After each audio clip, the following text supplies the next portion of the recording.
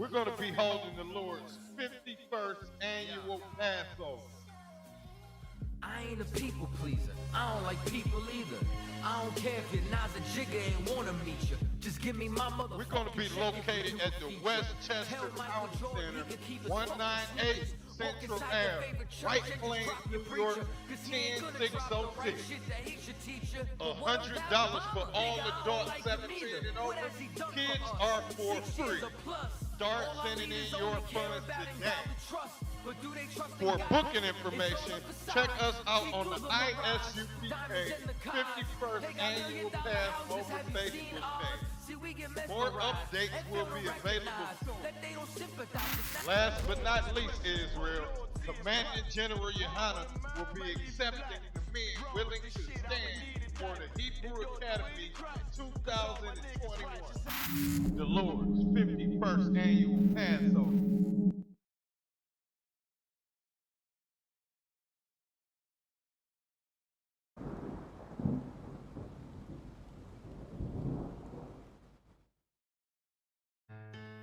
West till they bury me.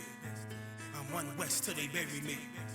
I'm one west till they bury me. I be one west to the death till they bury me. One west till they bury me. I'm one west till they bury me. I'm one west till they bury me. I be one west to the death till they bury me. I be one west to the death till they bury me. They ain't scaring me. Rip the soul out of Pharisee. Speaking heresy and get you fucked up apparently. It's like they daring me. I said chill, they ain't hearing me. They ain't listening.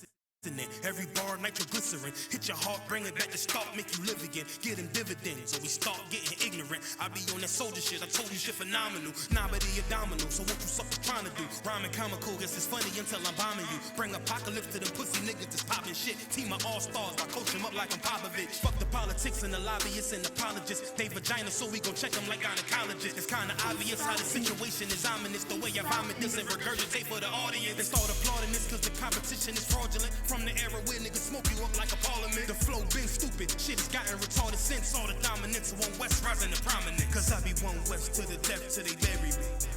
I'm one west till they bury me. I be one west to the death till they bury me. I'm one west till they bury me. I be one west to the death till they bury me. I'm one west till they bury me. I be one west to the death till they bury me. Wrong, you know what you want. It's up, but They want a nigga quiet, mute my maneuvers, but I ride like I got Groupons for Uber. Rhymes hard like they been viewed by Medusa. 9 milli Luger, 17 in the Ruger. Only need a few to sit up in your medulla. Obligata for the regatta, niggas wildin', they win every dollar. They riding by in black Impalas, let the semi holler. The showstopper been this proper since a teeny bopper, but now I'm growing them off Patron, a premium of vodka. I put extensions on the Glock, modified the chopper. The small heavy war ready and that's working mama. No marijuana, say I got the loudest silence on it. When I'm up on it, ain't no rapper do it like I do it. A lot of spitties and writers, but when they heat's on, none of them can get through the fire. Around with me, and I had a nigga spin like a tire. Down the D, and I'm still dope as a piper. Every bar burn hard like a spoon with a lighter. Fuel to ignite, I'm winning, coming through with the title because UP. I be one west to the death till they bury me. I'm one west till they bury me. I be one west to the death till they bury me. I'm one west till they bury me. I be one west to the death till they bury me. I'm one west till they bury me. I be one west to the death till they bury me. I'm one west till they bury me.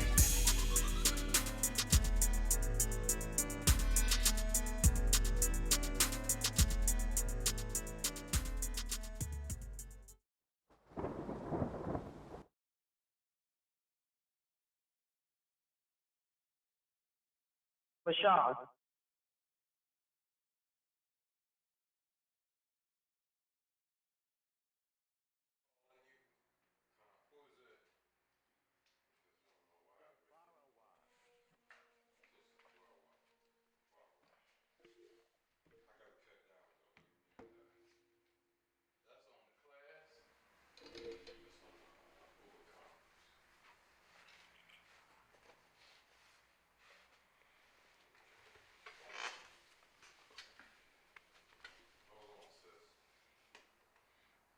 I need you to get up here. We gotta get started. I'm gonna cut this Uber conference off. Yeah, cut it off. Can't do nothing with that right now.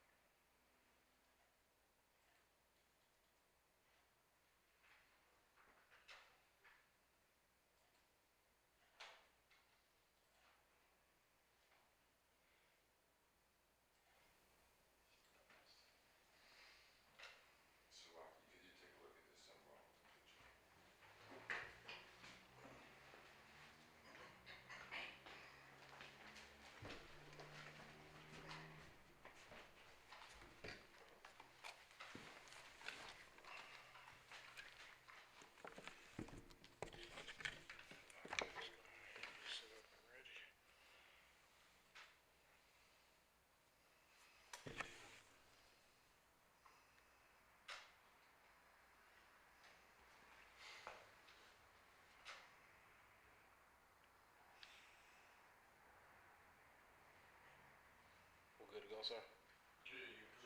All right. Hey, Shalom. Yahweh Shem Yahweh Shah Barakatah. Shalom Yahweh Shemal Atah Shem Yahweh Shah. This is the end of this is the closing out of the Feast of Purim.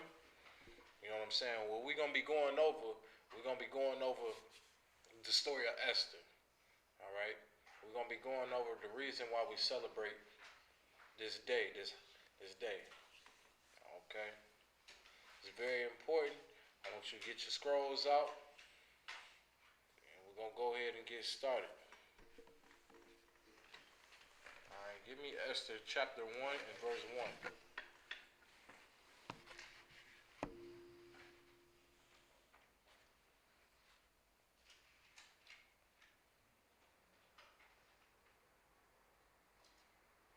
Let me know when you have it.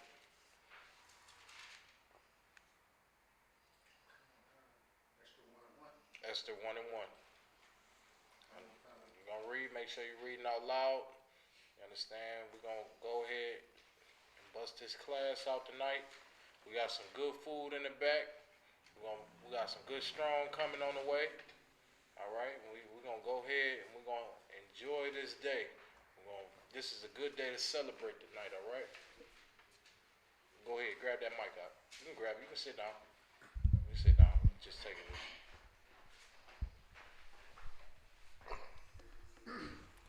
Esther chapter 1, verse 1. Now it came to pass in the days of Osiris. This is Osiris, which reigned from India even unto Ethiopia over 127 provinces. Yep, this cat right here, man, was this is the Persian and Medes, man. This King Osiris. All right, this brother reigned. They got serious history. Like, they the modern day Iran. Okay? They go way back. They go way hundreds and thousands of years. At this time when he was in reigning, he was in full power. All right? He was in full power of the whole earth. All right? Him and his nation, man, was up like the palm tree, set up like they really stood out. And they ran everything. Just like how the white man is running everything right now. This specific time, you had this king, Osiris. He was running everything in this kingdom. And this empire was huge and big, man. All right, keep going. Verse 2. That in those days, when the king of Osiris sat on the throne of his kingdom, which was in Shushan, the palace. Yeah, Shushan is in the Middle East. All right, it's borderline like Iran, I believe. I'm going to get more clarification, of course, on that. But it's definitely in the Middle East. This land that we're talking about, Shushan, is in the Middle East. Keep going. In the 3rd year of his reign, he made a feast unto all his princes and to his servants, the power of Persia and Media, the nobles and princes of the provinces being before him. Yeah, these the Persian and the Medes, man. Like I said, these specific, and his empire, man, he had everything running golden and smooth, and he was very rich. All right, he had a lot of power, man, like, for real. Keep going. Verse 4, when he showed the riches of his glorious kingdom and the honor of his excellent majesty, many days, even 180 days. Keep going. Verse 5, when these days were expired, the king made a feast unto all the people that were present in Shushan the palace, both unto great and small, 7 days in the court of the garden of the king's palace. Yep, like that was in a specific part of this palace, man, and they put on, a real good feast. Okay, and these days, man, he celebrated a lot. You know what I'm saying, and worshipped a lot of the things that he did as a heathen. The heathen has their own customs and their own things that they celebrate and they worship. He was doing all these things in his palace, and like his palace was extremely huge. Like his palace was big as a city, right? That's how big this guy's kingdom was, man. This guy empire, he was heavy with power, man. All right, keep going. The beds were of gold and silver upon the pavement of red and blue. Hold on. So his beds was upon silver and gold, man. Like, think about that. Think about having, you know what I'm saying, a bed made of, you know, silver and gold. You know what I'm saying? In modern day, we call something like that what, drip? That's what people like to call those things when you all dripped in jewelry and fashion and things of that nature. He's showing you all his glorious things that he had. This right here, when you're going into the scriptures, it's showing you, you know what I'm saying, all this marvelous things that this king had, okay, in his palace. Read on. Upon pavement of red and blue and white and black marble. Verse 7.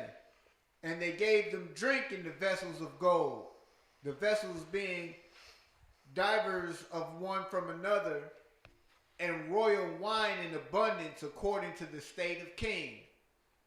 Verse 8.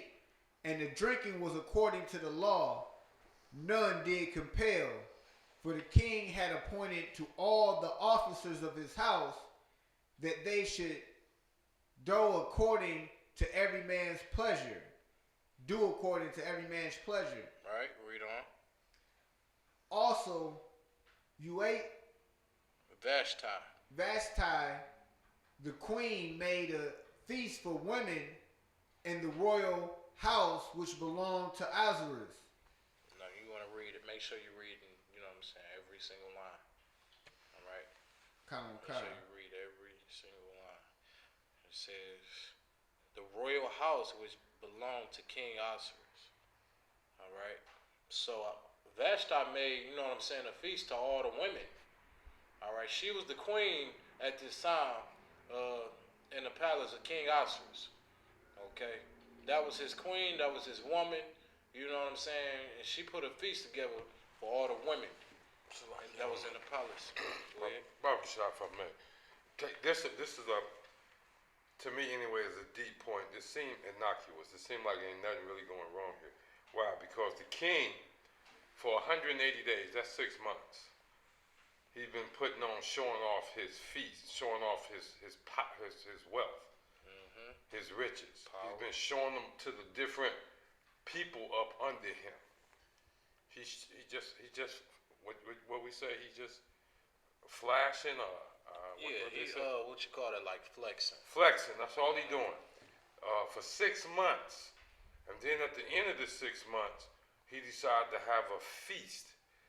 It said on the 7th day when the heart of the king was merry with one, oh no, Slovakia, is that right? Okay, I don't want to get ahead of it. Yeah, you don't want to get ahead. But he decided to have this feast for these same people. So he throwing a party, you know what I'm saying?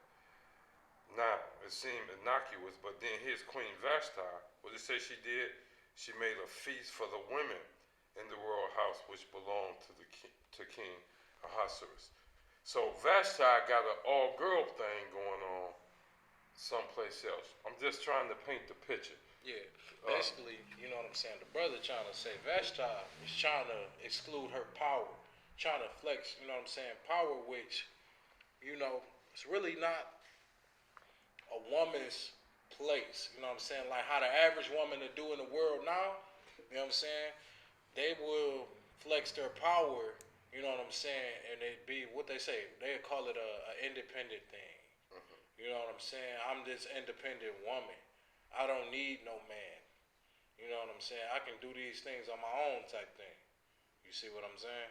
John O'Connor, and if I may add one. Go ahead. Just one more thing. This scenario you got, you know, have you ever been in that situation where, I don't know, you got something accomplished real good at work, or you and your boys did something in the hood that was nice, and you said, we gonna go celebrate. Baby, I get with you, me and the boys going out to celebrate. And she come up with some shit like this. Oh, I can what kind of Slovakia. I'm gonna have a girls' night out. You see, the king was doing his thing, and he was doing it for everybody, with everybody. But now Vashti got her girls' night out going on. You see what I'm saying? You see the picture I'm painting here? All right. Go ahead and read Verse 9. Verse 9. Also, Vashti the queen made a feast for the woman in the royal house which belonged to King Ahasuerus. If I may have the one. No, I got it. Hey, I can y'all sit on this side. This side gonna be for the man. This side gonna be for the women. If you could, can you grab those that headpiece and that right there and that booklet? And we should be going ahead and getting it rolling.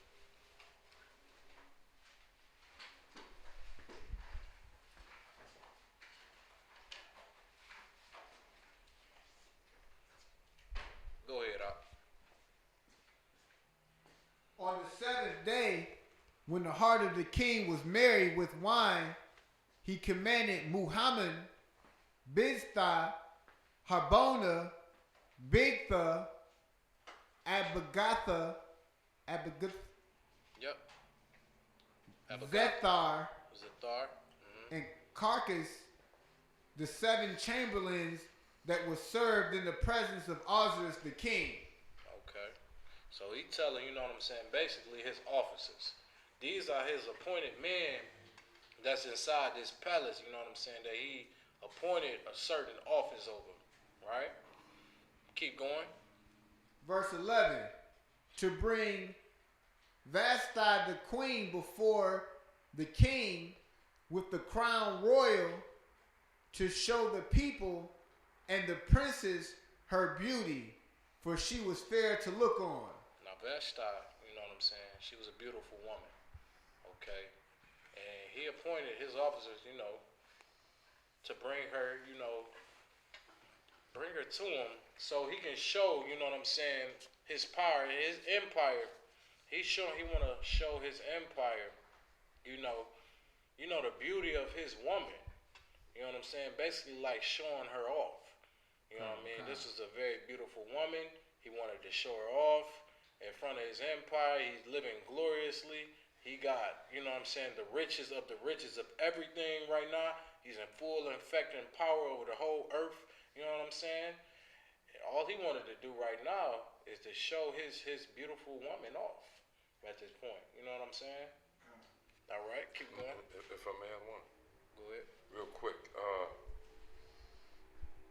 The king had just finished showing off what? Everything he possessed. Everything he possessed. And now he's calling the queen out here. Don't get it wrong. In the verse before, it said that the party she threw was in whose house? It said it was the king's house. It was the king's house. She was the queen, but it was the king's house. And so she is also his possession. He's showing off every possession that he has. And so now he wants to show her off. She is, in fact, his possession. That's why he can show her off. He's the king. Read. But the queen Vashti refused to come at the king's commandment by his chamberlains. Therefore, the king was very wroth, and in his anger burned him. So you got to make sure you're reading every single thing. Read that again. But the queen Vashti refused to come at the king's commandment by his chamberlains. So she refused, you know what I'm saying, to come. He go send his officers, right? He go send his officers, go get his woman, go get his queen, you know what I'm saying? So, you know, he can show her off at this feast. You know what I'm saying? All this gathering, all this people that he having around, he would like to show her off. You know what I'm saying? And she refused the officers from his chamberlains, which is his, you know, his appointed men that he got governing certain offices and governing certain things that he needs done. You know, things of this nature. She refused to do it, right? So it kind of pissed him off. He was in wrath. He was angry. You know what I'm saying? Keep going. Therefore was the king very wroth, and his anger burned in him. His anger burned him. He was pissed off. That's right. You know what I'm saying? He was pissed. What you mean she ain't coming down here? Tell her to get her behind down here. He was thinking like a man would think. Like, what do you mean? She talking about she not coming down there. You know, he pissed him off. Mm-hmm. You know what I'm saying? This was what King Oscar was going through at this time. All right, so go ahead and read on. Verse 13. Then the king said to the wise men, which knew the times. The wise men, all right, he'll go set before wise men to get counsel, right? How should he take care of this issue? What would be the best decision? What would be the best result? You know what I'm saying? You're thinking as a king, right? You're in full power, so you have to make plans. You have to make decisions that's going to be the best decision you can possibly do. You know what I'm saying? To keep your power, right? So he go to his wise men. Read. For so was the king's manner towards all that knew law and judgment. These men understood, you know what I'm saying, how things should roll. And you know how to put certain things into good scenarios, right? Read on. Esther chapter 1 verse. Maris, Marsena, Memucan, and the 7 princes of Persia and Media, which saw the king's face, and which sate the first in the kingdom. Which they sat first in the kingdom. All right, they was like, all right, think about this. You in ruling power, right? You all the way up at the top of the upper echelons, all right? You appoint certain people that can be around you up in the certain upper echelons. You know what I'm saying? The same thing, you know, how the so-called oppressor, how he does. You got billionaires that's all the way up here, right? That nobody sees. And they got only a certain amount or a few people that can be around them that they really trust. This is the same thing. You know what I'm saying? You're not going to see billionaires walking up and down the street and, you know what I'm saying, and thinking, you know, they billionaires. You ain't even going to see them. You know, they above, I would like to say, society. Right? If I could, it's just like the fellas that hang around Donald Trump on a regular basis. That's a good scenario. You can't ride with them. You can't hang out with them. These are considered what? Advisors. Councilmen. Yep. Councilmen, advisors, things of that nature. He put it in a good scenario. Good point right there. You know what I'm saying? Advisors, ones that keep things on in control and set straight. All right, keep going. 15. What shall we do unto the queen, Vashti, according to the law? So he asking his wise men, like, what we gonna do with the queen? You know what I'm saying? What we gonna do with this woman that, you know, she refusing, you know, to be around. You know, I got everything going on right now. She ain't coming around, so what's a good thing that we should do for Vashti, Queen Vashti? All right, he talking to his wise men upon it, you know. Read on. Because she have not performed the commandment of the king Ahasuerus by the chamberlains.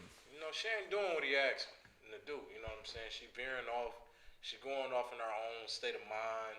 You know what I mean? She doing what she want to do instead of doing, you know what I'm saying, what her man wanted to do. King Ahasuerus. Okay, they come into conclusion. They putting certain plays into perspective to resolve the issue. All right, keep going. And the Memucan answered before the king and the princes, Vashti the queen have not done wrong to the king only, but also to all the princes, and to all the people that are in all the provinces of the king of Ahasuerus. So they like, okay, she ain't only disrespecting the king. It's not only who she disrespecting, she disrespecting, you know, the men below him, the officers, everyone in the palace is not happy with this woman. You know, she's very, you know, how could you explain that? A woman that's ain't evenly yoked. You see what I'm saying? She off doing her own thing. She ain't getting along with nobody. One of them type of women, right? Okay. All right, keep going. For this deed the queen shall come abroad unto all women, so that they shall despise their husbands in their eyes, when it shall be reported. So they like, listen, you know, she disrespecting everybody. You know, if we continue to let this go on and happen, you know, all our women gonna think that that's a acceptable thing, and they gonna despise their husbands because they think that is acceptable. You understand? And they getting away with it. You know, if we continue to let this happen, you know, all our women gonna be disrespectful. You know what I'm saying? They all gonna despise us if we just let these things just go by and just let it happen. All right. This is basically what they saying right here in this council. They speaking. They trying to put, you know what I'm saying, something, a wise play down to resolve the whole issue. Okay. Keep going. Salakia, man. Go ahead. This is real heavy right here. This is a point that really, really, really, really, really needs to be looked at. Ask yourself about your woman. Or sisters, ask yourself about yourself. Where do the sisters derive their sense of fashion from? Where do they derive their sense of Stay on point. how they should be treated? It comes from somebody who is famous. You'd be surprised how many, if you look back when Sasha Fierce first hit the scene, how many young girls decided they're gonna be Sasha Fierce and dress up like that. This Prince Mamukin had a valid point. He understood something very serious. This is Queen Vashti. Hell, she got a party going on for the sisters right now. She got a girls' night going on, so she's what? Popular. Well, that makes a heavy point right there. She's popular. So what? She can diss the king. If she can diss the king, it's Salakia for the language. I'm gonna have some problems with my wife in a minute because my wife, she watched Beyonce. You see what I'm saying? My wife, she watched this program, that program, and this sister, and the Juanita Bynums, and the famous preacher ladies and all that. And she watched them, and what she want to do? Imitate them. These gentlemen knew, this Mimukin, he knew the problem that was facing. It wasn't just the king's problem. It was a problem that was going to filter down into the whole kingdom. The whole empire. The whole. You know what I mean? And it's a heavy point, you know. He already seen the solution, like if we kept it going on. Nah, it's different if you just let it happen. All right? Yeah, nah, you just let it happen, you know what I'm saying? Don't expect nothing. Don't expect to try to change anything. Just let something happen. You got to learn how to just put a stop to something, and they already understood these things. That's why they having this council. You know what I mean? They like, you know, if we continue to let this happen, you know, all our women gonna think it's okay to despise their husbands. You know what I'm saying? You know, be shameful. We can't let that happen. This is basically what the council consists on, right? All right, keep going. The king Ahasuerus commanded Vashti the queen to be brought before him, but she came not. And that's they explaining, you know what I'm saying, the issue of what she did. You know, he commanded her to come before him, and she did not. You know what I'm saying? That was the offense, you know, brought in place with the king, right? All right, keep going. Verse 18. Likewise shall the ladies of Persia and Media say this day unto all the king's princes which have heard the deed of the queen, thus shall there arise too much contempt and wrath. Keep going. Verse 19. If it please the king, let there go a royal commandment from him. So they're saying like, all right, you know, in the king's favor, let us put this commandment together. Let's solve this problem. All right, let's figure out a solution. You know what I'm saying, to resolve it. All right, keep going. And let it be written among the laws of the Persians and the Medes. So they're saying, and not only that, we're gonna establish this as a law with the Persians and the Medes. All right, which is your modern day Iranians. The Persians and the Medes right now, those are the modern day Iranians. All right, that's what nation and nationality we speaking on right now. They was in full power. Their empire was strong at this time and over all the earth. All right, they didn't want no. They wanted to perfect their empire, so they had to put a law. You know what I'm saying? Order. And we're gonna realize what the law is. Keep going. That it should not be altered. If I could, I don't want. Hold Can you- on. One second. I got you. Back Get up. back to you. Go ahead. Read. That it shall not be altered, that Vashti come no more before King Ahasuerus, and let it be the king, let the king give her royal estate unto another that is better than she. And that's the solution. Go ahead. Khan. I'm learning not to read too fast. I was waiting for a certain point, and you said, you read, that it be not altered. But before this, if it please the king, let there go out a royal commandment from him, and let it be written among the laws of the Persians and the Medes, that it be not altered. You need to understand how important that is. In the time of Persia, when Persia ruled the world, the Persian and Mede, when Iran ruled the world, as the brother keeps trying to get y'all to understand, Iran was ruling the world. Their law was such that when the king had a law written, a decree written, and he signed it, and he put his emblem on there, that it could not be changed. That's what they mean by not altered. You couldn't change it. You couldn't go back on it. Watch this. Not even the king could go back and change his law. So, if he does what these fellas are saying, give her royal estate to somebody else in writing, they already know this is something the king cannot go back on. All of a sudden he feels sorry, well, maybe I was too harsh on her. He cannot take her back. In Persia, when it was a written law, and he put his emblem on it, not even the king could change that law. Yep, and that's a heavy point because that law still stands today. You know what I'm saying? Iranian women, they are in complete order with, you know what I'm saying, everything that goes on in their culture and their society. All right, keep going. And when the king's decree, which he shall make, shall be published throughout all his empire, for it is great.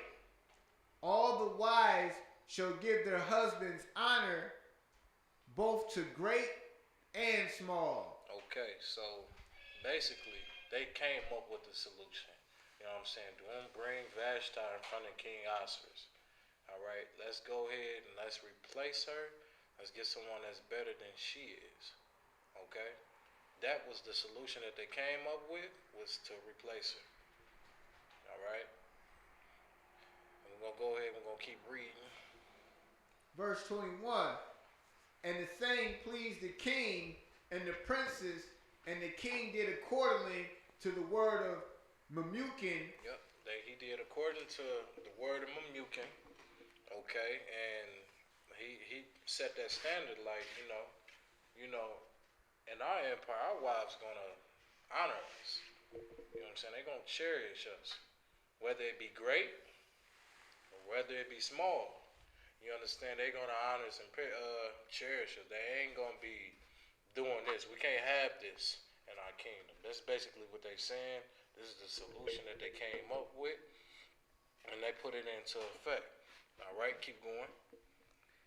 For he sent letters into all the king's provinces, into every province according to the writing thereof, and to every people after their language, that every man should bear rule in his own house, and that it shall be published according to the language of every people. Now that right there is a heavy point, man. Every man is going to bear rule in his household. All right? They established those things, man.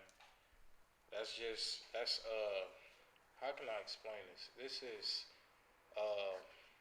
men are very territorial, naturally. You know what I'm saying? They naturally want to bear rule. They naturally want to, you know what I'm saying, have the control of everything and things of that nature, in which they righteously should. The Lord created it that way, and he put it into effect. Not only, the Israelites understand that, every nation understands that. Okay?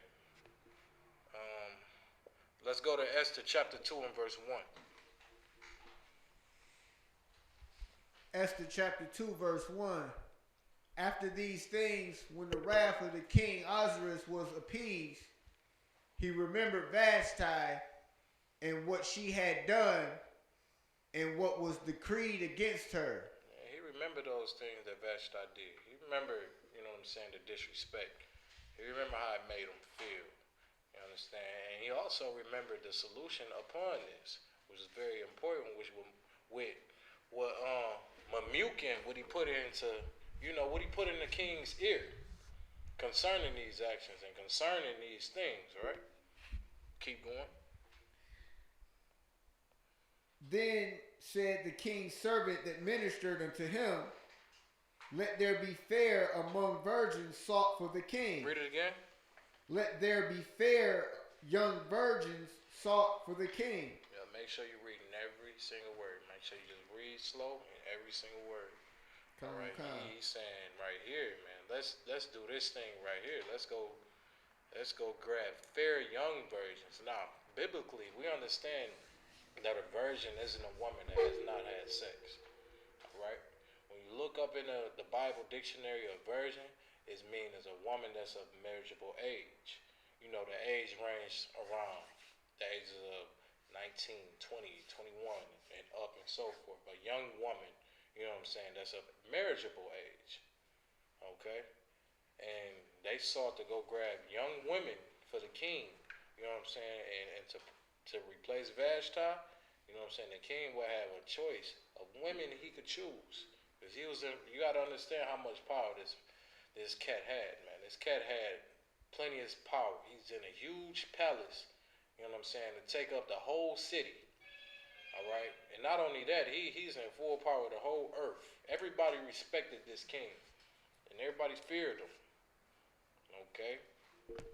So all these things is coming into place. Read on.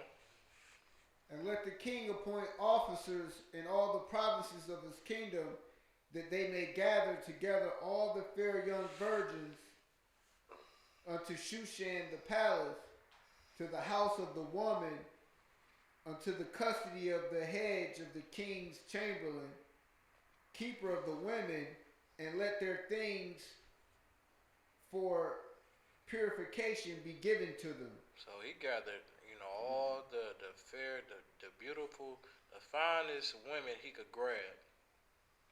You understand? For King Ahasuerus. All right, they trying to resolve this issue, you know, and do it swiftly. Okay, keep going. And let the maiden which pleases the king be queen instead of Vashti. And they put that play together. They said, man, let whoever pleased the king, man, let her be the queen. You know what I'm saying? And that's gonna replace Vashti. You know what I mean? They gonna, and you gotta understand this part. This is why this is in the Bible. It's a heavy thing.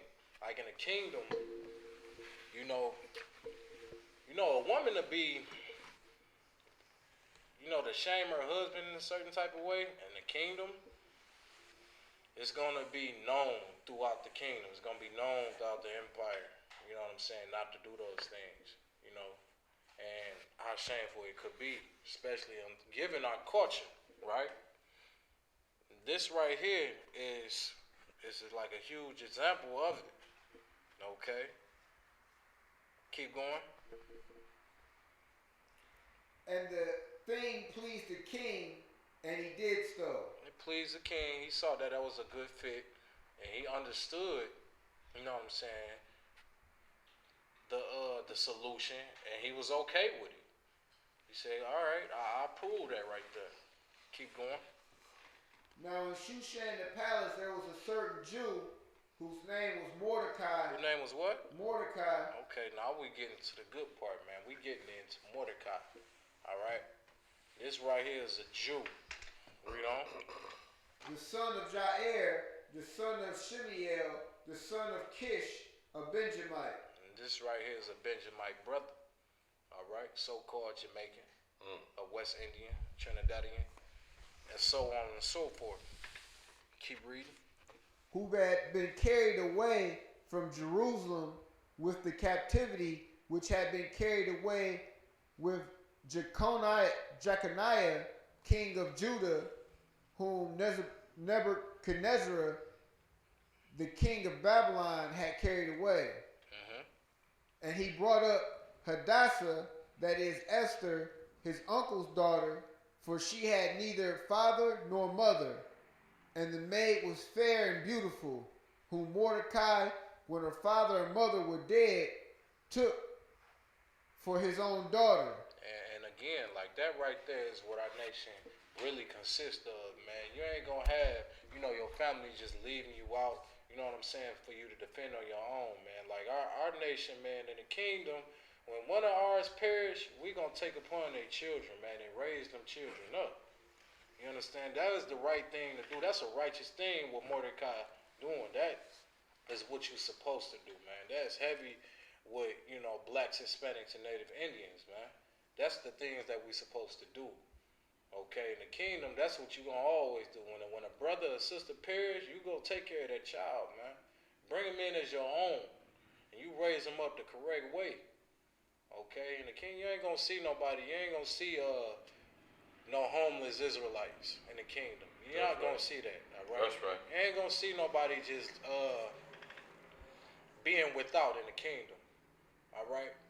No matter how big or how small, you ain't going to see nobody without. All right, and we got certain laws in the Bible that put things into, you know what I'm saying, for structure. Especially, I believe it's a law that say, when you bearing fruit, when you growing your grapes and your vines, you know what I'm saying, pick the juicy ones, but don't pick all of them up. You know what I'm saying, leave some there. And we leave them there, you know what I'm saying, for the ones that ain't got no food and things like that. It's gonna always be food around and nurturing things for our people, you know what I'm saying, to feed on and feed upon. Yeah. He brought up Hadassah. Now this was Esther's name. Her name was Hadassah, okay, which means myrtle, like a fertile, beautiful woman. All right, this is what her name consists of, Hadassah. They used to, you know what I'm saying, call them those Hadassis and things of that nature. And this sister, it says in the scripture that she was a beautiful to look upon on. She was fair and beautiful. All right, you talking about a Benjamite sister, right? You go over there in Jamaica, you see all them fine women, you know what I'm saying, in those cultures. I'm just saying, them 12 tribes are some bad sisters, boy. The baddest on the earth. That's why you got all these nations and their women trying to compete with them Israelite women. They trying to compete heavy, man. They getting the booty implants, lip injections. You know what I'm saying? They trying to keep up. But our women natural. You understand? That right there, man. Let's get the most high. Alright, read on. So it came to pass, when the king's commandment and his decree was heard, and when many maidens were gathered together unto Shushan the palace, to the custody of Haggai, that Esther was brought up unto the king's house, to the custody of Haggai, keeper of the women. Haggai was an officer appointed to be, keeper of all the women, all right, for the king. Being a keeper, bring them in the palace, make sure they pampered well, make sure they taken care of, make sure their feet is done and everything. He was the one that, basically took care of the women, right? He was appointed that office. Read on. And the maiden pleased him, and she obtained kindness of him, and he speedily gave her things of purification out of the king's house, and he preferred her and her maids unto the best place of the house of the women. Now think about this. He placed them, you know what I'm saying, in the best part of the palace. All right? Because he seen favor in Esther. She pleased him. You got to understand this part right here. Esther was raised up by Mordecai. You understand?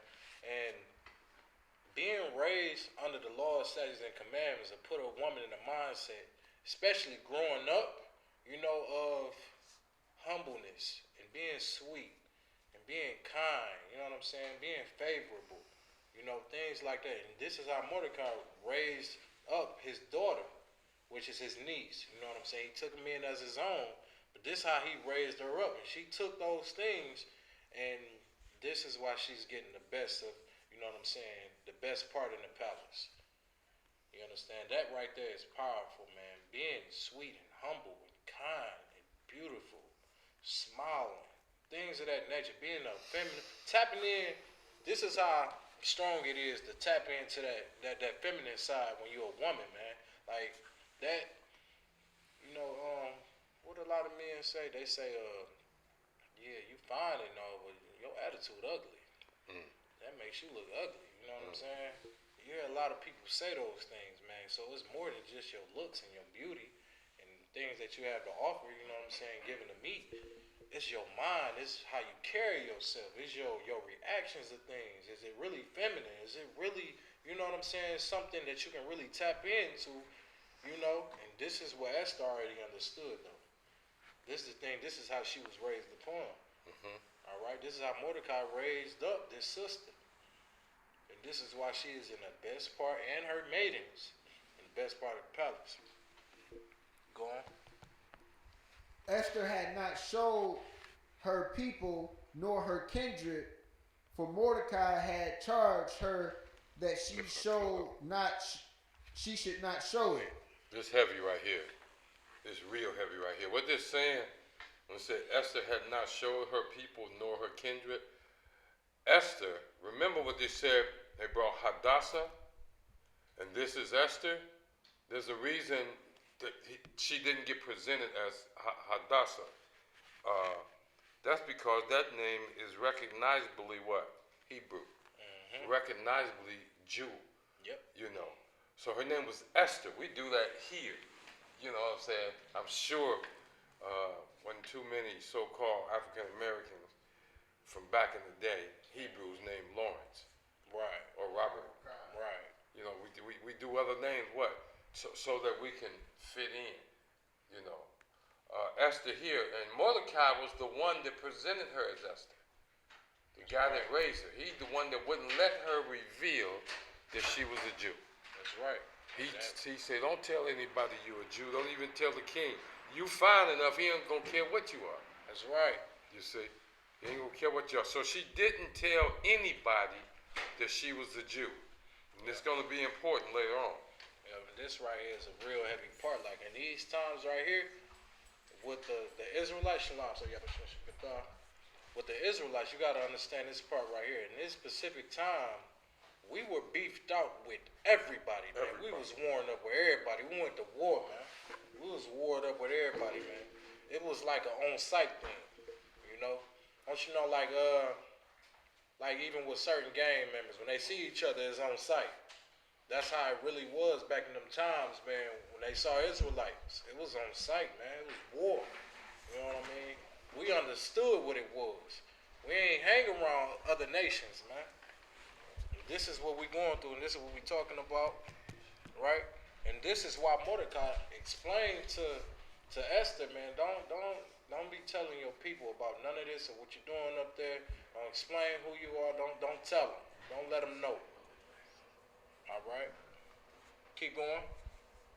And Mordecai walked every day before the court of the women's house to know how Esther did and what should become of her. So he going back and forth to the kingdom's gate, and he's making sure, you know what I'm saying? He getting a report on Esther, you know, the 411, I should say, on how everything is going. You know what I mean? Keep going. Now, when every maid's turn was come to go into King Ahasuerus, after that she had been 12 months according. Hold on, she had been. While we do the things we do here in the Israelite School and the University of Practical Knowledge, everything is biblical, man. She was getting prepared. She prepared herself, you know what I'm saying, and got groomed 12 months, a whole year. You understand, to take upon this task and this mission, man. She's up there now in the palace with the kingdom. With the king, King Ahasuerus. All right. Keep going. According to the manner of the women For so were the days of their purifications accomplished, to which 6 months with oil and of myrrh, and 6 months with sweet odors, and with other things for the purifying of the women. And that right there is heavy, man. In our kingdom, man, like, this is how it's gonna go. Like, our women they gonna get, you know what I'm saying, purified and prepared, that, you know what I'm saying, to have a man forever. Like, in the kingdom, this is how it's gonna go. You know what I'm saying? You're gonna get pampered. You're gonna learn. You know what I'm saying? Everything you need to know to, you know, be presentable to a man, and how to present yourself with kindness and sweetness and all the beautiful things, right? This how it's gonna be in the kingdom. All right, keep going. Thus came every maiden unto the king, whatsoever she desired was given her, to go with her out of the house of the woman unto the king's house. So, you know, a lot of women, they had, you know, I put it like this. Anything they wanted or desired from the king, he granted it. You understand? And naturally, a woman will have some desires, right? Naturally, you know, the average woman has some type of desires of what she want and what she like and things like that. Nothing is wrong with that, all right? I don't want y'all getting confused or thinking is anything wrong with a woman, you know what I'm saying, or how she wants certain things, right? So, anything that any of the women wanted, they got. All right, keep going.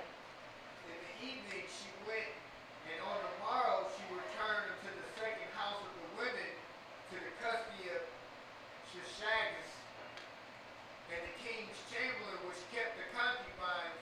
She came in unto the king no more, except the king delighted in her, and that she were For a whole year, to impress the king.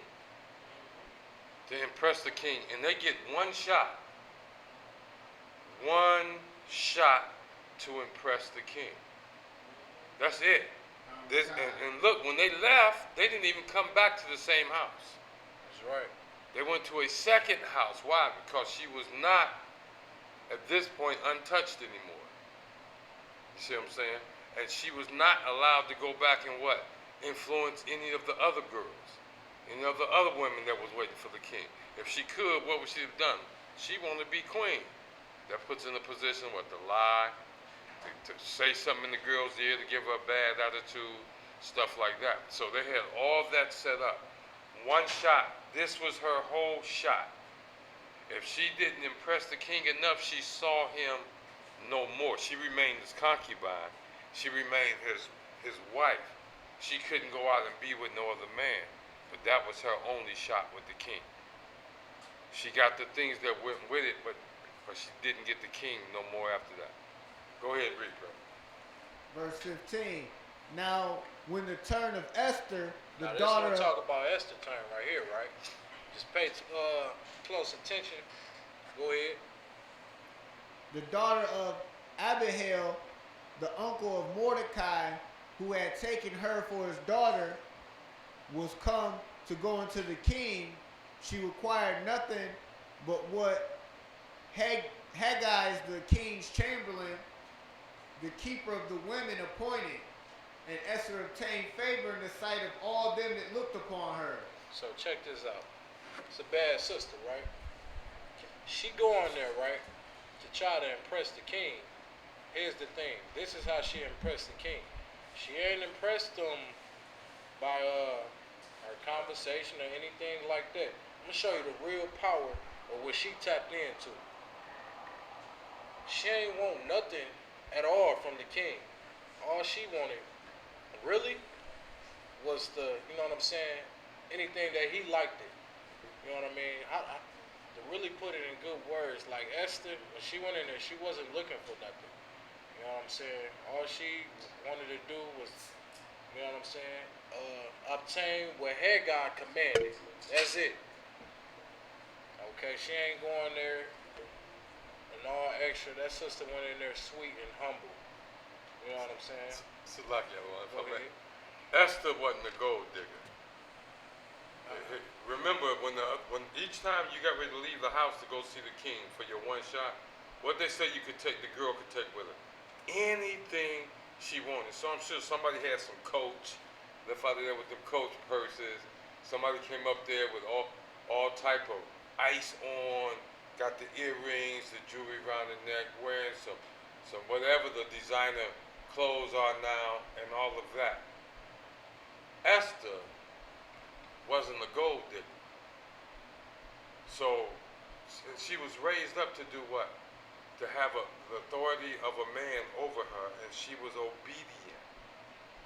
She was voluntarily obedient, so she was already used to Mordecai, being obedient to Mordecai, so she has no problem being obedient to this guy that's put over her, this chamberlain that's put over her, because they gave them instructions as well.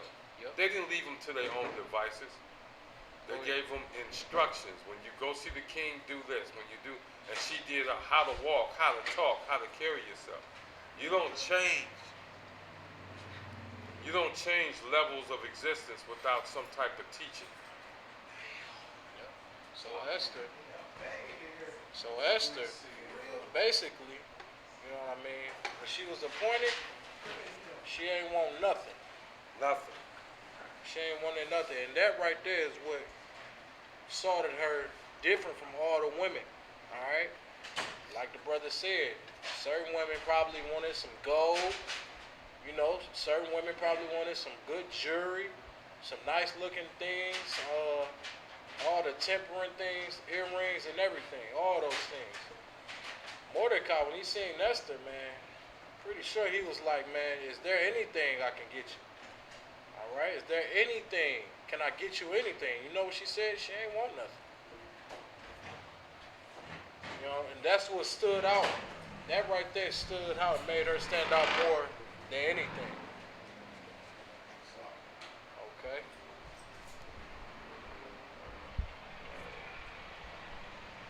Just make sure you picked up where he was at. He was on What verse was you on, Trooper? he on 16. Con with con. Go ahead. So Esther was taken, Salakia, Esther chapter 2, verse 16. So Esther was taken unto King Ahasuerus into his house royal in the 10th month, which is the month Tebeth, in the 7th year of his reign. Keep going.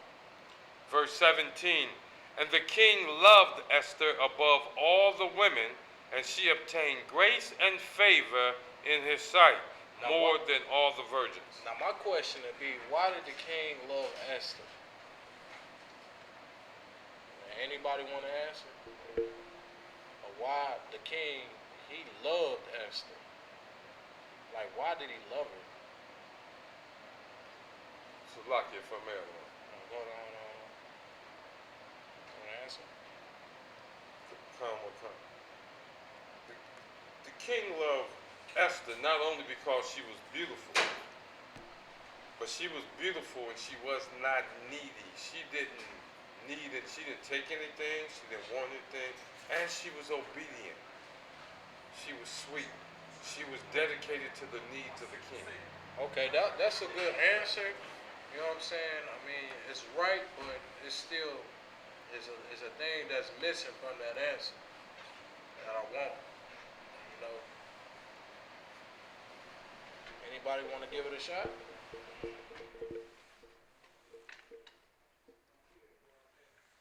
All right, for time's sake, I'm gonna tell you the thing of why he loved Esther. You gotta understand this. She was raised with the Israelite culture. She was raised in the truth with understanding. She knew her place as a woman. You know what I mean? Those things right there. Knowing your place. Like these laws, statutes, and commandments put you in a place of perfection. You know what I'm saying? On how to be presentable. And those things stood out way more than all the other women. All the heathens and every single woman that presented herself to the king. This is what stood out. You know what I mean? That sister understood how to carry herself in a mannerable way of femininity. That's right. All right, keep going. Verse 17, and the king loved Esther above all the women, and she obtained grace and favor in his sight more than all the virgins. And she obtained all this grace and the favor and the sight, you know what I'm saying, upon all the virgins because of this one simple thing, man. Because of the humbleness and her being, sweet seats.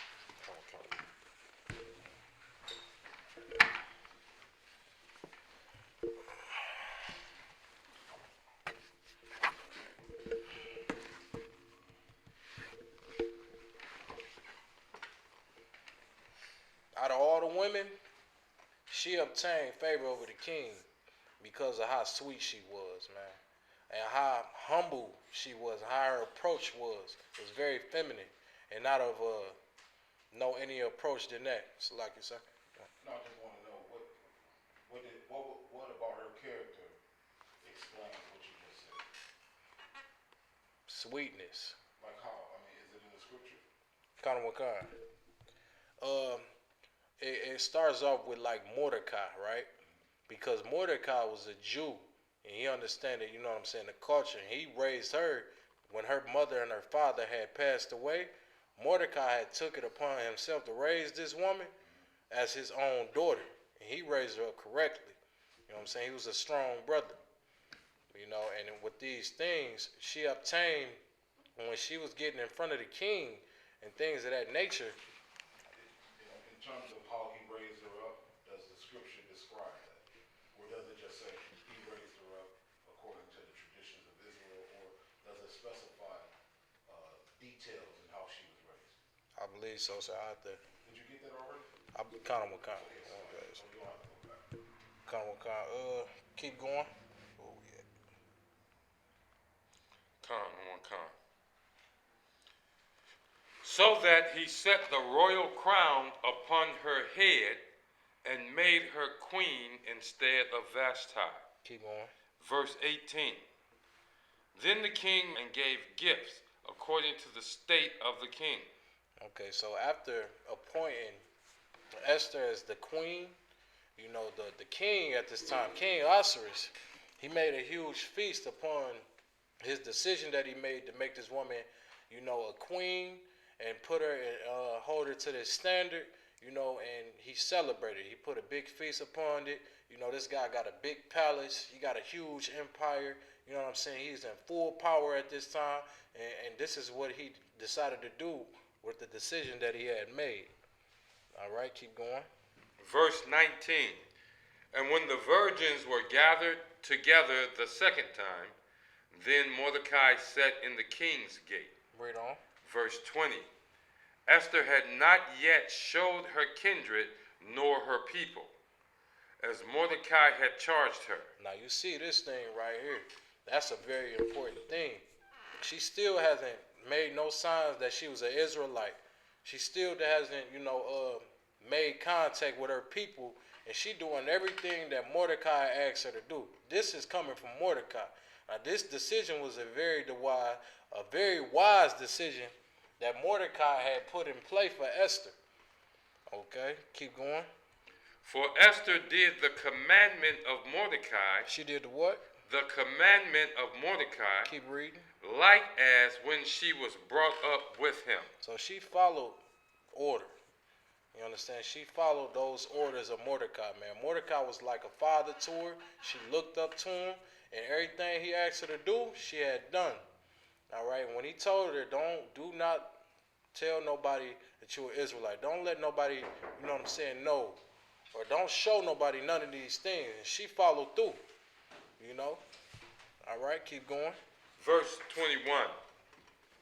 In those days, while Mordecai sat in the king's gate, two of the king's chamberlains, Bigthan and Teresh, of those which kept the door, were wroth, and sought to lay hand on King Ahasuerus. Now, this is what Mordecai is witnessing. You know, he witnessing these two at the king's gate. in wrath, and they plotting on the king. They plotting on King Osiris, to put hands on him and lay hands on him, right? And they doing these things in front of Mordecai. Keep going. Verse 22. And the thing was known to Mordecai, who told it unto Esther the queen. And Esther certified the king thereof in Mordecai's name. So as soon as Mordecai seen these things and there was going to be an attack on the king, he immediately reported that to Esther. And when doing so, she certified Mordecai's name. All right? Keep going. I don't want con. Verse 23. And when inquisition was made of the matter, it was found out. Therefore they were both hanged on a tree.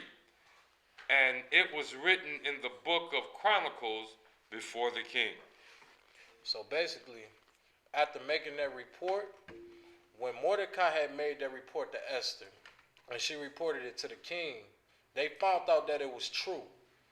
Okay, and when finding out that these things was true, they took the men out. They wiped them out. They hung them.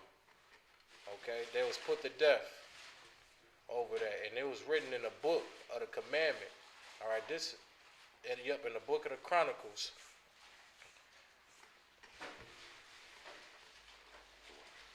All right, what we're gonna do? We're gonna go to Esther chapter 3 and verse 1. I don't want con. Esther chapter 3 verse 1. After these things did King Ahasuerus promote Haman, the son of Hammedatha, the Agagite, and advance him, and set his seat above all the princes that were with him.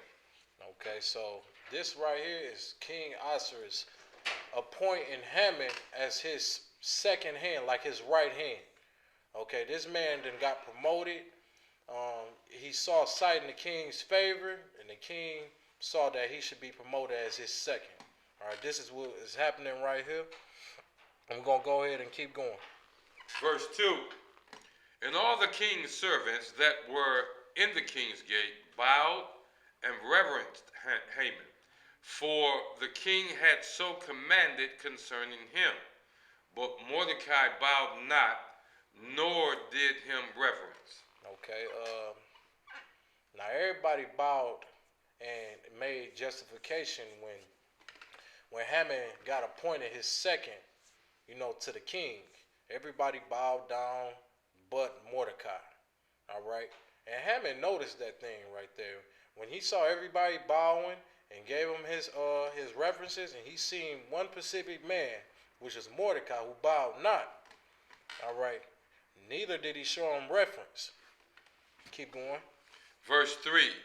Then the king's servants, which were in the king's gate, said unto Mordecai, Why transgressest thou the king's commandment? Now he's saying, like, why you ain't bowing down? Basically, he's saying, why you ain't bowing down? Why you transgressing, the king's commandment? Right? Keep reading. Verse 4. Now it came to pass, when they spake daily unto him, and he hearkened not unto them, that they told Haman, to see whether Mordecai's matters would stand. For he had told them, therefore, being, a Jew, you're not going to worship certain things. Okay? You're not going to worship every single commandment. No matter what captivity you are in, it's just certain things you ain't willing to comply with. Okay? And this is what Mordecai had did. He didn't comply to the king's commandments. Okay? And likewise, in today's, in modern times, we don't apply to, society's commandments or how they govern things, because we have our own culture. And he understood these things right here. All right, keep going. Verse 5. And when Haman saw that Mordecai bowed not, nor did him reverence, then was Haman full of wrath. So, for him not bowing down to Haman and the king's commandments, You know, it pushed Haman into wrath and angry. He was pissed. He wanted to, act upon these actions. Okay, keep going. Verse 6, and he thought scorn to lay hands on Mordecai alone, for they had shown him the people of Mordecai. Wherefore Haman sought to destroy all the Jews that were throughout the whole kingdom of Ahasuerus, even the people of Mordecai.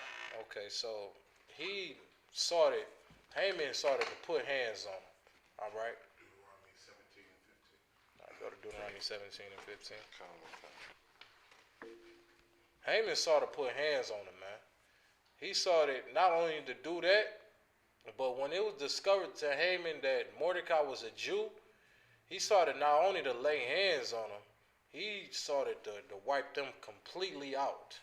To wipe everybody that was in that empire that was a Jew or known to be a Jew. Oh, he wanted to put a decree out to get all the Jews killed.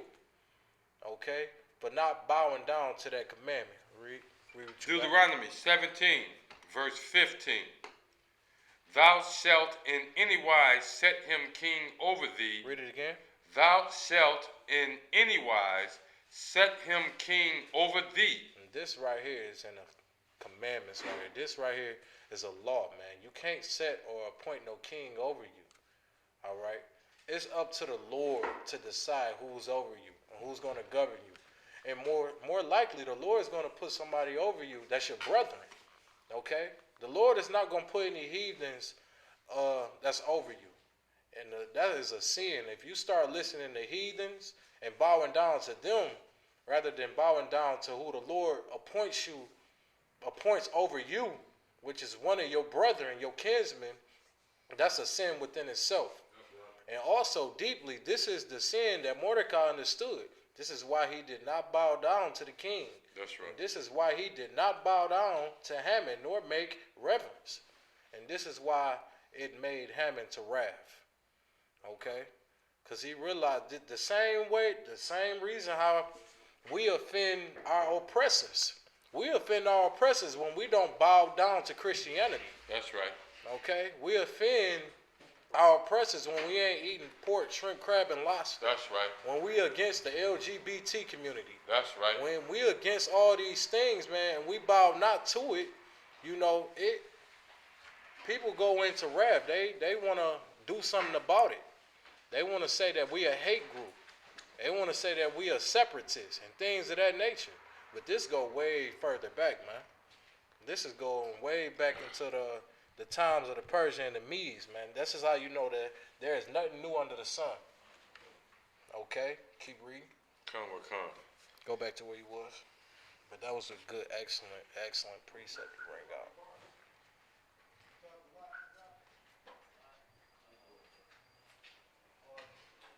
Now go to Esther 3 and 7.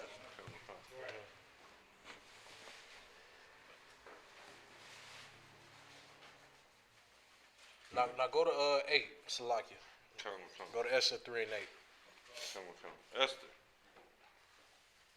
Chapter 3, verse 8. And Haman said unto King Ahasuerus, there is a certain people scattered abroad and dispersed among the people in all the provinces of thy kingdom. Now this is a plot, a move that Haman is starting to make, against Mordecai and his people. All right, he want to put this thing, he want to, how do you say this, propose this to the king, and such that is a matter that he needed to get taken care of, right? Keep reading. And their laws are diverse from all people. Okay, and he's saying, look, this is what he's saying basically to the king. Okay, we got these certain people that's around us, that's in our area, that's in our empire, and they different. Okay, they don't bow down to us. They don't celebrate our cultures and the things that we do. They are diverse. They do something on their own. Okay, keep going. Come. neither keep they the king's laws. And they don't keep your laws. He's putting all these things in motion, you know what I'm saying, to set the king's eyes against the Jews, right? Read on. Therefore, it is not for the king's profit to suffer them. Read. Verse 9. If it please the king, let it be written that they may be destroyed.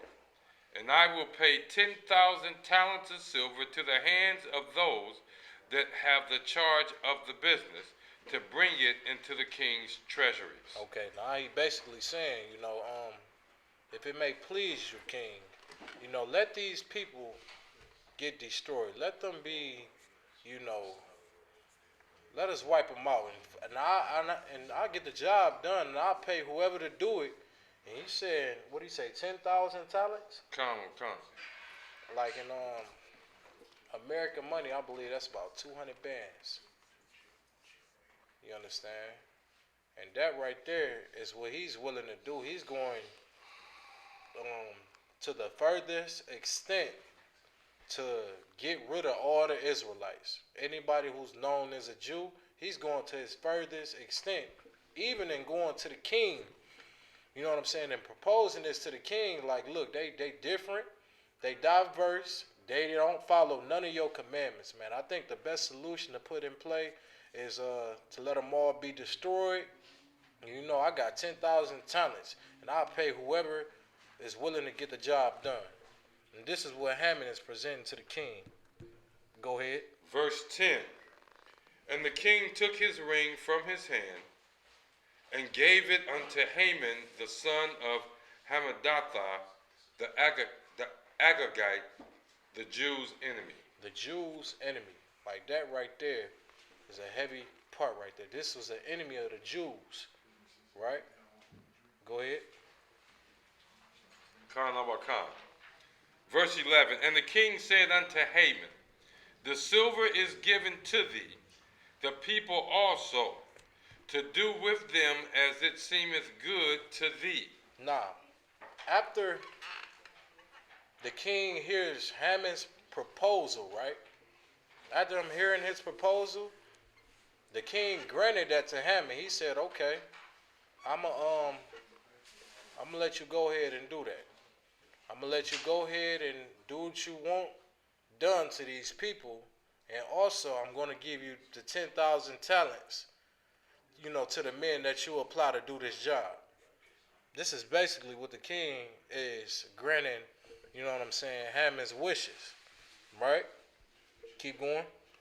Verse 12. Then were the king's scribes called on the 13th day of the first month, and there was written according to all that Haman had commanded unto the king's lieutenants and to the governors that were over every province, and to the rulers of every people of every province according to the writing thereof, and to every people after their language.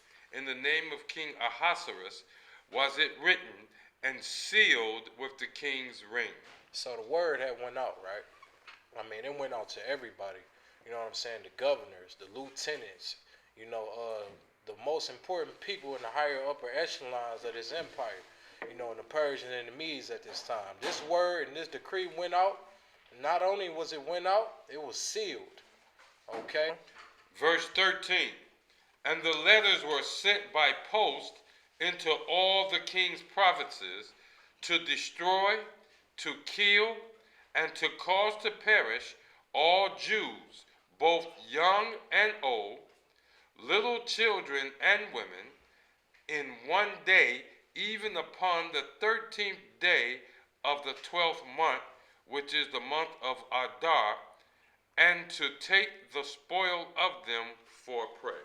So now you see what's really going on. They put these letters out, and they putting a hit out on all the Jews. They didn't care how old you were. They didn't care how young you were.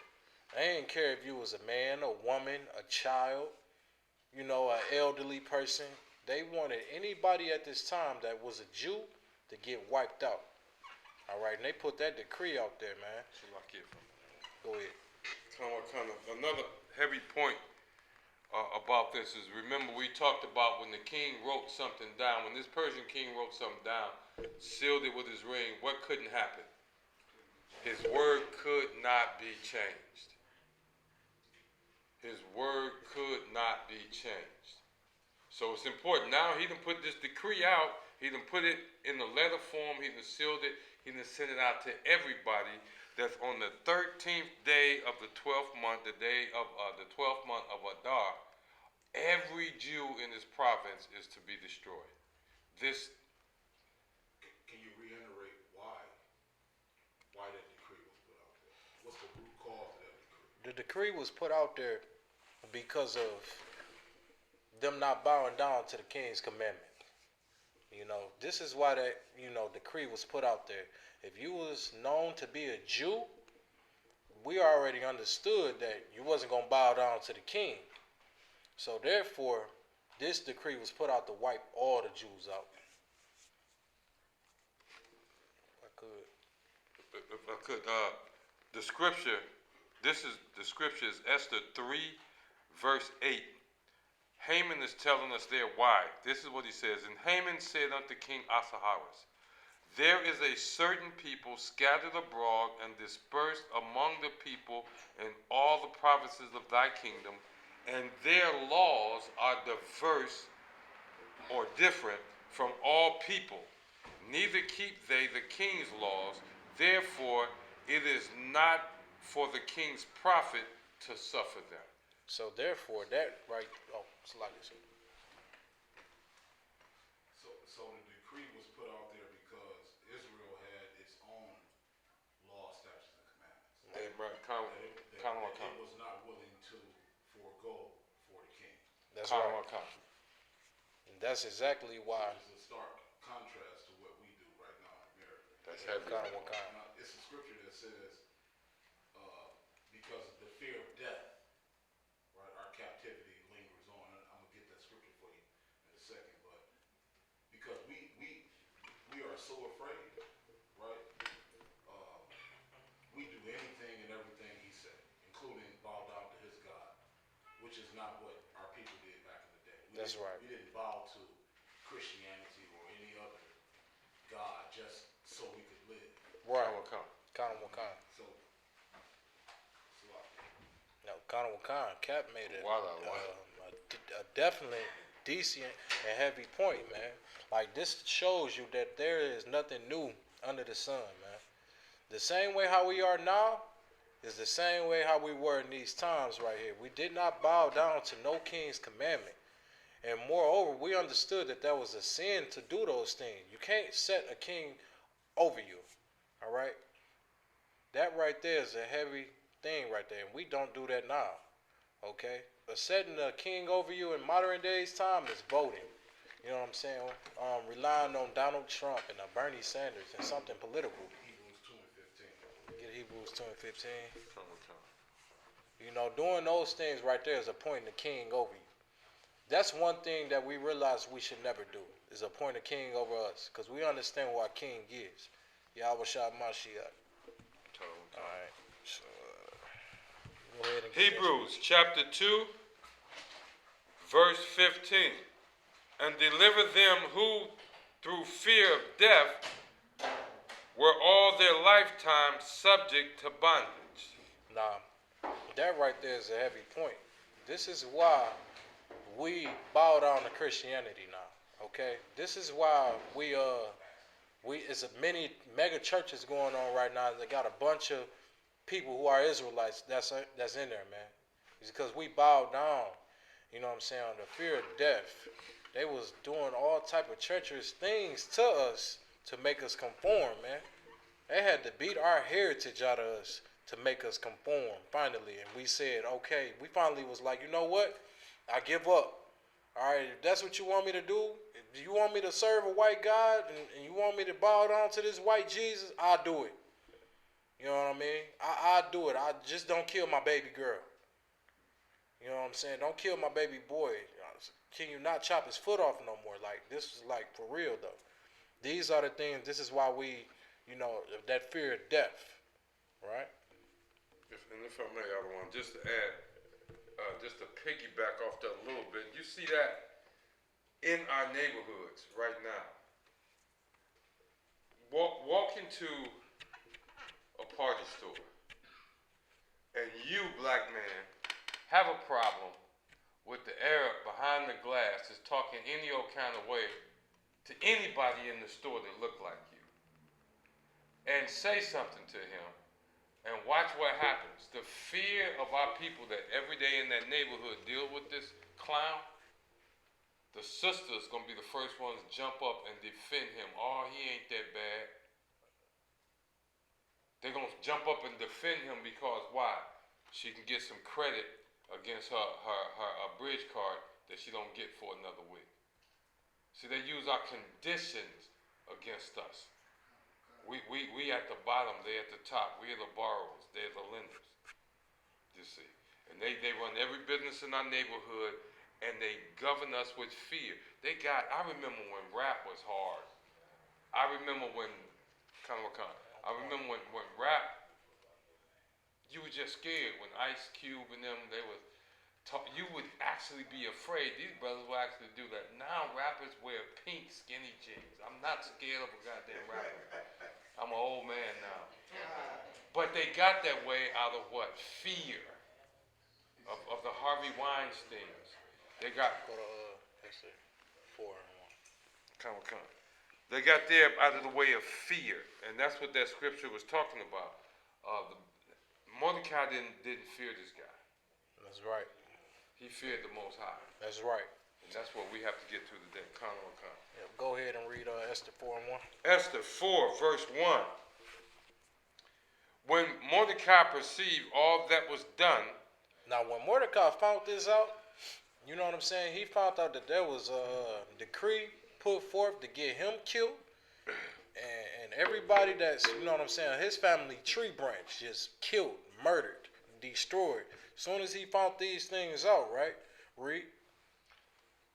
When Mordecai perceived all that was done, Mordecai rent his clothes and put on sackcloth with ashes and went out into the midst of the city and cried with a loud and a bitter cry. Man, now this is what in these times we used to, you know, when we was going through like suffering and mourning and things of that nature, what we'd do, we'd rent our clothes and we'd get sackcloth, right? And we'd get ashes and things like that. This is a thing that we used to do when we was in a time of mourning. Mordecai, he did these things when he had found out that, you know, not only he gonna get killed, you know, everybody in his family gonna die. You know what I'm saying? He was in a mourning state. Like, that's something to, you know, just think about it. If the shoe was on the other foot, think about it. If your whole family, you about to die, there's a decree put out right now, you about to die and your whole family. They coming to get you and your whole family. You understand? Just picture how the brother, if you could put yourself in the brother's shoes, just picture that. Just right there and within itself. Right? Read on. Verse 2. And came even before the king's gate, for none might enter into the king's gate clothed with sackcloth. Read on. Verse 3. And in every province, whithersoever the king's commandment and his decree came, there was, you know, that was known to be a Jew, man. They in a mourning state right now. They is in a state of distress. You know what I'm saying? They understand that the king, now this is the most powerful king on the earth right now. You know what I mean? He's in full power. You know, his empire is strong, and they was, in full effect.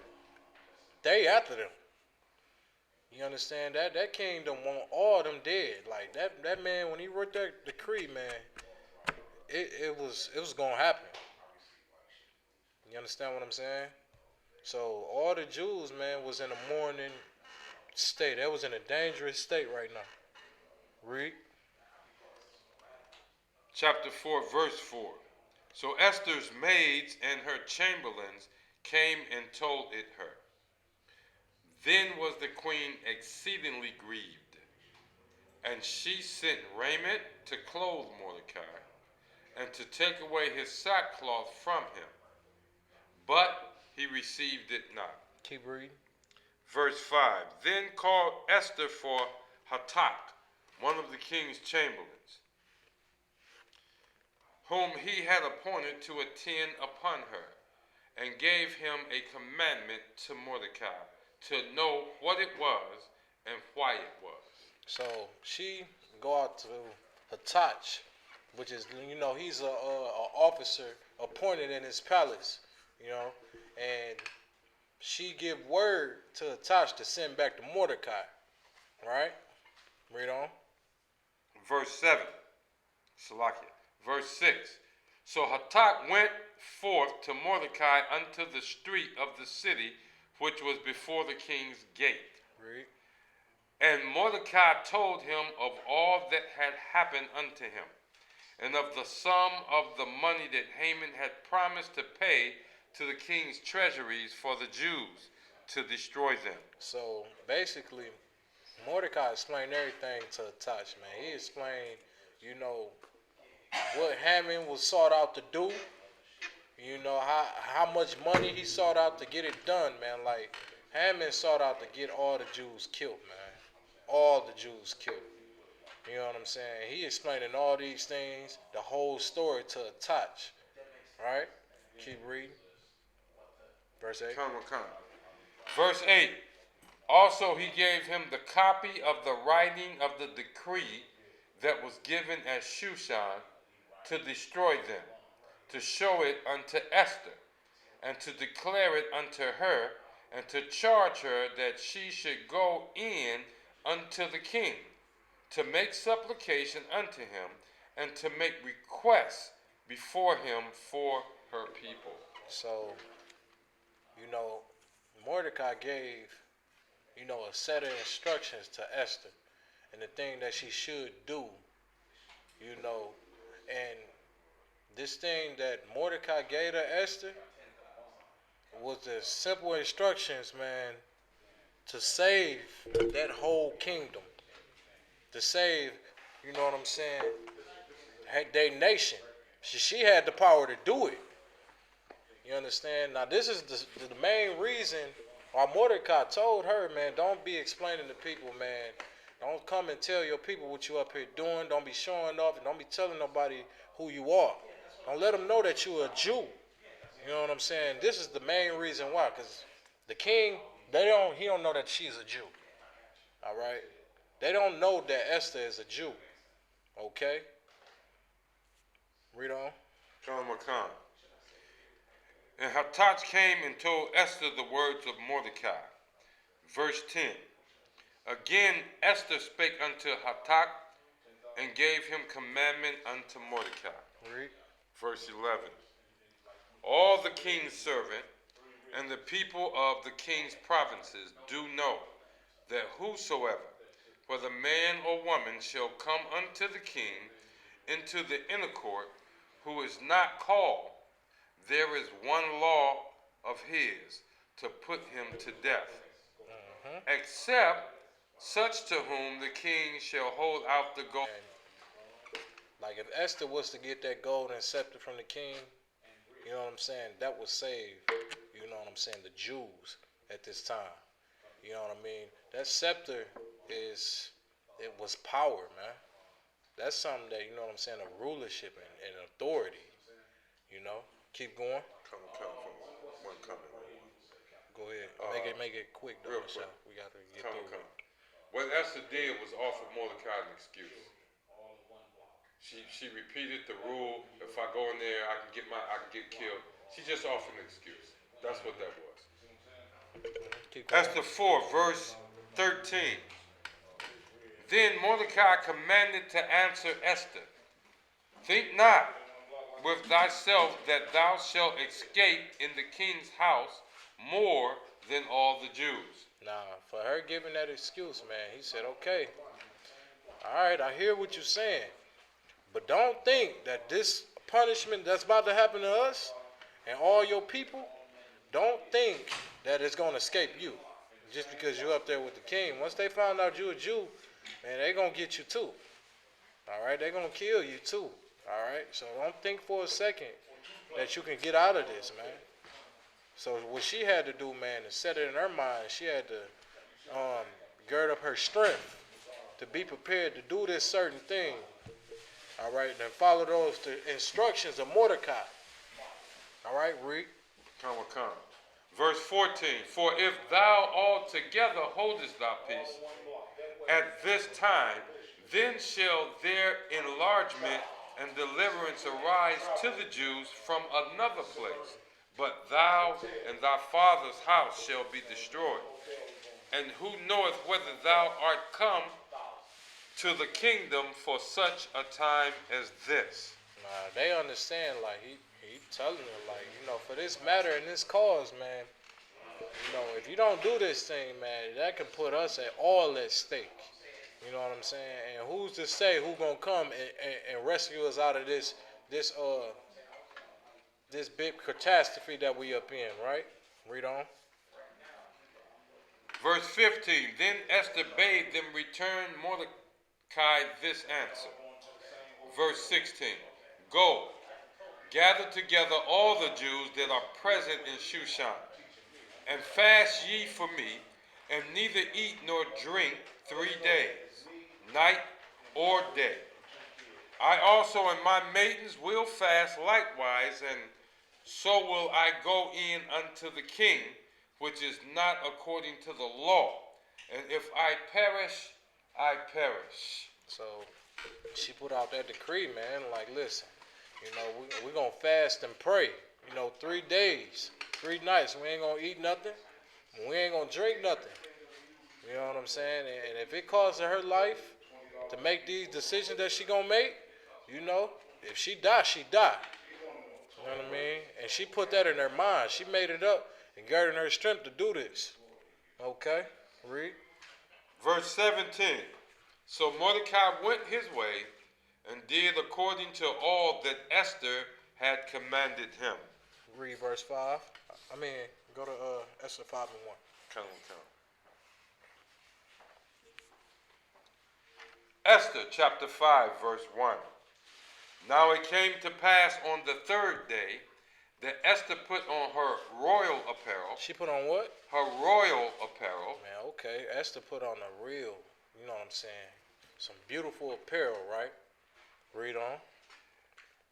And stood in the inner court of the king's house, over against the king's house. And the king sat upon his royal throne in the royal house, over against the gate of the house. So she sat like in the eyesight, you know what I'm saying, of the king. You know what I mean? And this sister is bad as ever, man. She got on some, some modest apparel.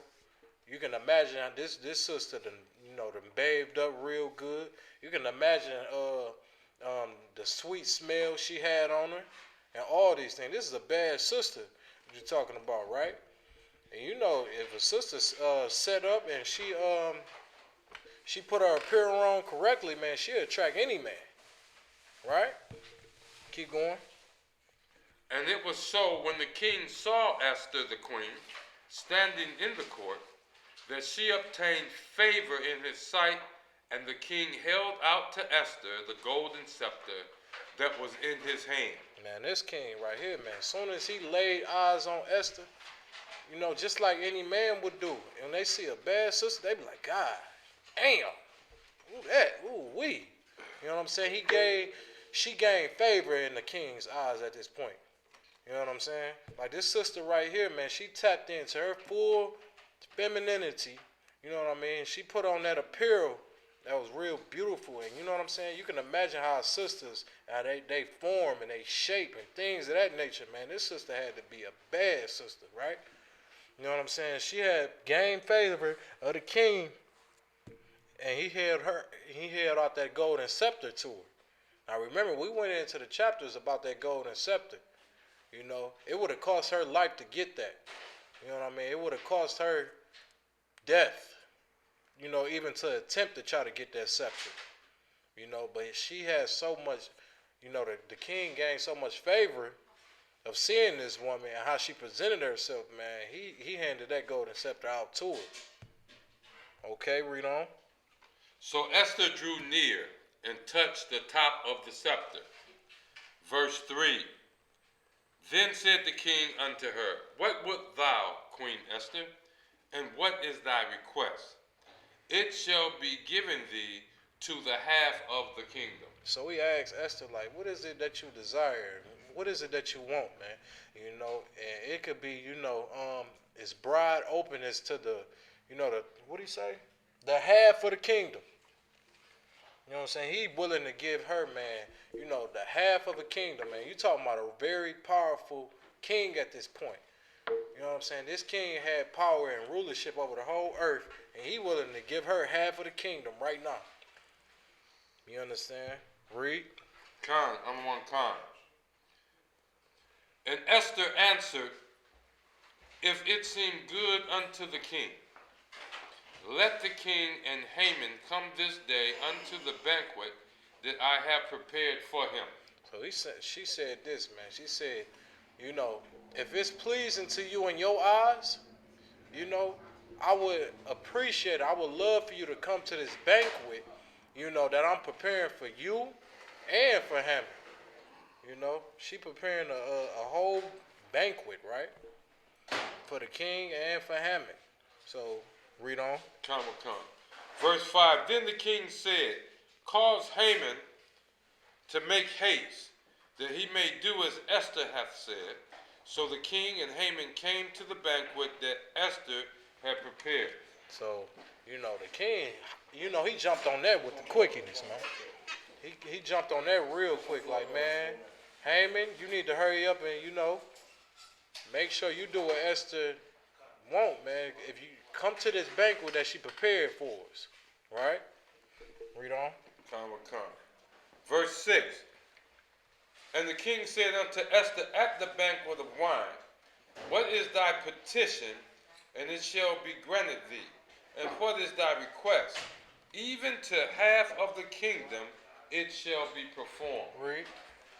Verse 7, Then answered Esther and said, My petition and my request is, verse 8, If I have found favor in the sight of the king, and if it please the king to grant my petition, and to perform my request, let the king and Haman come to the banquet that I shall prepare for them, and I will do tomorrow as the king hath said.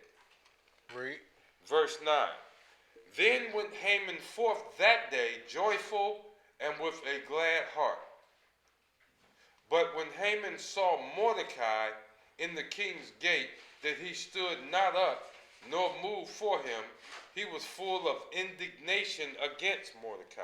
Okay, so, Haman was, he had joy, and he was happy, to be selected to go to this banquet, which, Esther invited him to, and the king, right? Read on. I'm one.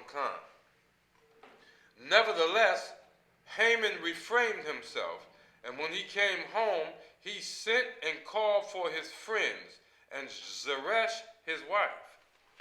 Verse 11, And Haman told them of the glory of his riches, and the multitude of his children, and all the things wherein the king had promoted him, and how he had advanced him above the princes and servants of the king. So Haman is all, enthusiastic. He real happy, excited. The king appointed him to be his second in command. He got all these riches. He in power. He over the princes. You know what I mean? This is what you call modern day flexing, right? Flexing. Read on. Verse 12. Haman said, Moreover, yea, Esther the queen did let no man come in with the king unto the banquet that she had prepared, but myself. And tomorrow am I invited unto her also with the king. So he's saying all these things, his riches, his promotion, and all these things, and even, getting invited, from Esther, to a banquet which he was only invited to, and the king. You know how that made him feel? It made him feel special. You know what I'm saying? Like he was just some special type of person for real, right? Read. Verse 13. Yet all this availeth me nothing, so long as I see Mordecai the Jew sitting at the king's gate. Read. Verse 14. Then said Zeresh, his wife, and all his friends unto him, let a gallows be made of 50 cubits high, and tomorrow speak thou unto the king, that Mordecai may be hanged thereon. Then go thou in merrily with the king unto the banquet. And the thing pleased Haman, and he caused the gallows to be made. So his wife, basically, she put something together. She put an idea in his head to, let him get hung, let her get the gallows set 50 cubits high, let him hang, and then you go enjoy this banquet. She put these ideas in Haman's mind. And Haman, he agreed with it. You know what I'm saying? He saw fit that was cool for him. Right? Go to Esther chapter 6. Esther chapter 6, verse 1. On that night could not the king sleep, and he commanded to bring the book of records of the Chronicles, and they were read before the king. Read. Verse 2. And it was found written that Mordecai had told of Bigthana and Teresh, two of the king's chamberlains, the keepers of the door, who sought to lay hand on King Ahasuerus. Now he reading in the book of Chronicles, right? He reading in the Chronicles, and he see what was written of Bigtha and Teresh, right? These was the two men that was ready to lay hands and plotting on the king. And if it wasn't for Mordecai, as he reading, he realized that Mordecai was the cause of this, to come together. Mordecai stopped those guys basically because he witnessed them plotting on the king. He reported it to him, right? Read on. Come. Verse 3. And the king said, what honor and dignity hath been done to Mordecai for this? Then said the king's servants that ministered unto him, there is nothing done for him. Read on. Verse 4. And the king said, who is in the court? Now Haman was come into the outward court of the king's house to speak unto the king to hang Mordecai on the gallows that he had prepared for him. Verse 5. And the king's servant said unto him, behold, Haman standeth in the court. And the king said, let him come in. Verse 6. So Haman came in, and the king said unto him, what shall be done unto the man whom the king delighteth to honor? Now Haman thought in his heart, to whom would the king delight to do honor more than to myself? Now he thinking like, you just pointed me your second-hand man's, right? And like, who do you have in your mind to honor, more than me? You did all these things for me. Your wife invited me to this banquet and things of this nature. Like, who is this? Damn right. All right, read on. Come. And Haman answered the king, for the man whom the king delighteth to honor, let the royal apparel be brought which the king useth to wear, and the horse that the king rideth upon, and the crown royal which is set upon his head. Verse 9.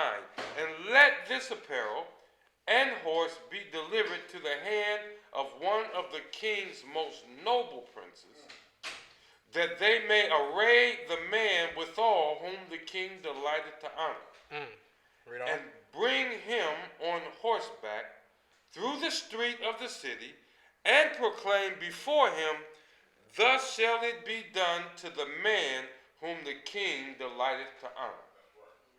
Keep going. Verse 10. Then the king said unto Haman, make haste, and take the apparel and the horse, as thou hast said, and do even so to Mordecai the Jew. Wow. Okay. Good night. Keep going. We're going to keep on going for time's sake. That sitteth at the king's gate, let nothing fail of all that thou hast spoken. Verse 11. Then took Haman the apparel and the horse, and arrayed Mordecai, and brought him on horseback through the street of the city, and proclaimed before him, Thus shall it be done unto the man who the king delighteth to honor. Verse 12. And Mordecai came again to the king's gate, but Haman hasted to his house mourning, and having his head covered. Verse 13. And Haman told Zeresh his wife and all his friends everything that had befallen him. Then said his wise men and Zeresh his wife unto him, If Mordecai be the seed of the Jews, before whom thou hast begun to fall, thou shalt not prevail against him, but shall surely fall before him.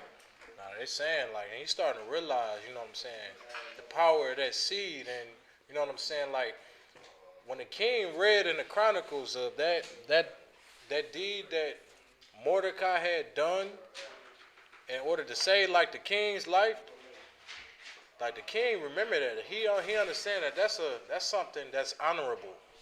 You know what I mean? That's something that's like, why would you want to kill somebody like that? You know, the king was questioning, you know, Mordecai at this time, right? We're gonna read on. Go to Esther 7. Come.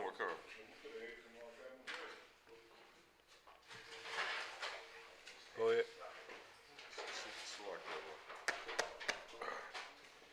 Esther chapter 7, verse 1. So the king and Haman came to banquet with Esther the queen. Verse 2. And the king said again unto Esther on the second day at the banquet of wine, What is thy petition, Queen Esther? And it shall be granted thee. And what is thy request? And it shall be performed even to the half of the kingdom. So this is the king. He asking Esther. This is what, like the third time? This is like the third time the king answered this very, very thing, offering her basically half of the kingdom. He constantly reminded her, man, that half of the kingdom is hers, man. She can ask anything she wants, and it's going to get granted.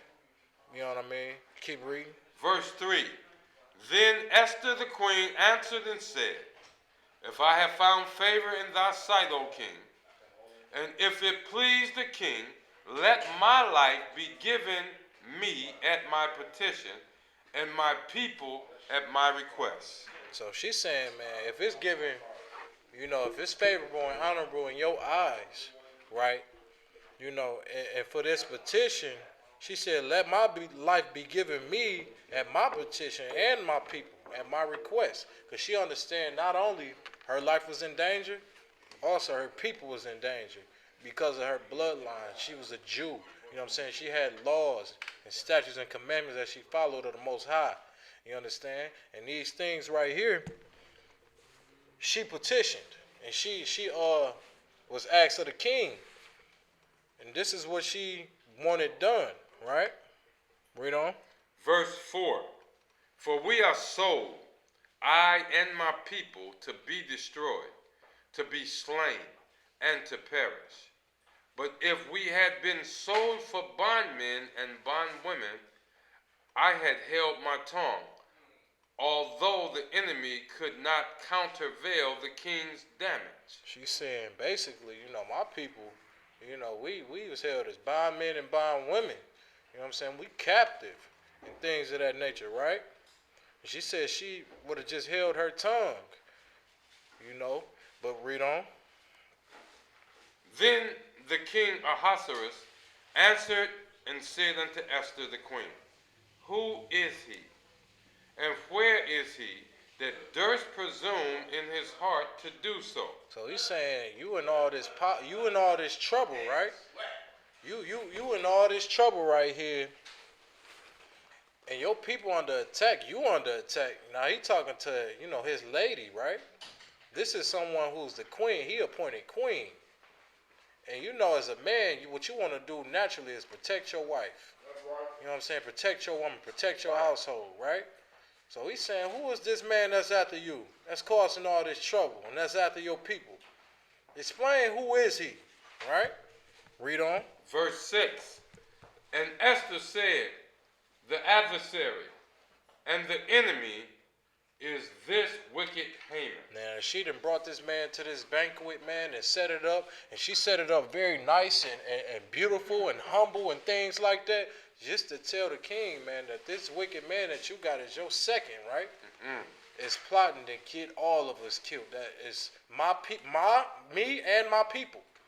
She put it all on the forefront, man. And this is what the king kept petitioning her. He kept asking her. He asked her this 3 times.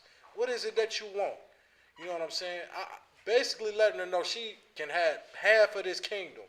You know, anything that she desires is done. You know what I'm saying? And what she did, man, she did a very wise thing. This setup, man, was following directions and order from Mordecai, man. Damn right. She followed that, man. It saved, you know what I'm saying, Israel. The Lord was with us. The Lord was with Esther because she obeyed. She was obedient. That's right. You understand? Read on. Then Haman was afraid before the king and the queen. Man, Haman was shooken, man. He was shooken out his boots. You talking about, you know, a king that got power over everything, right?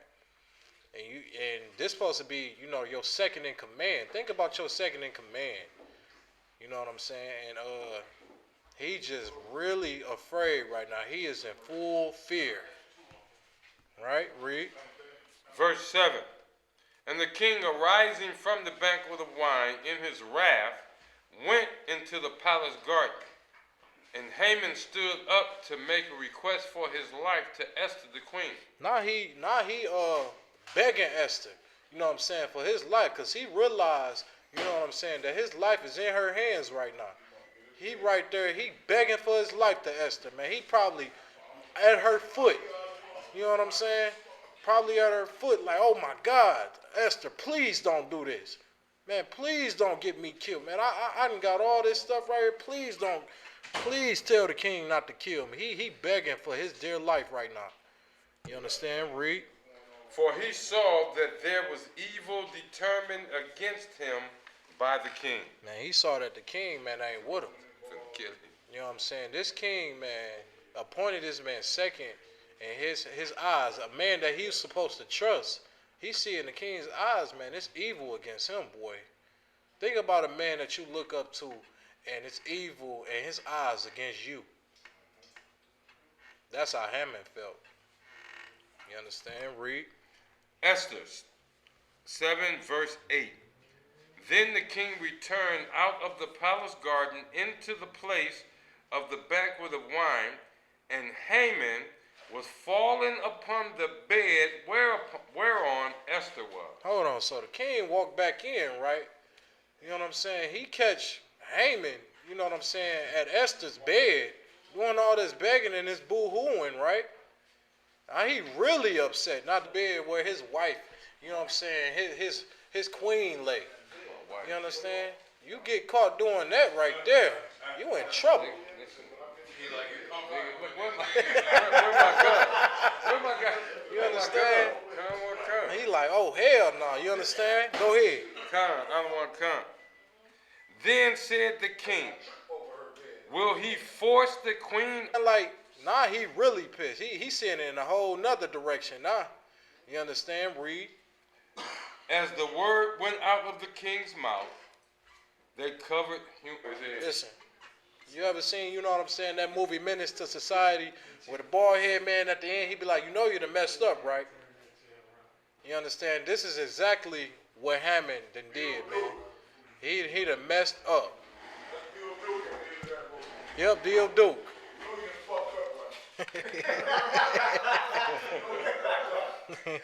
Read. Verse 9. And Habonah, one of the chamberlains, said before the king, behold also the gallows 50 cubits high, which Haman had made for Mordecai, who had spoken good for the king. standeth in the house of Haman.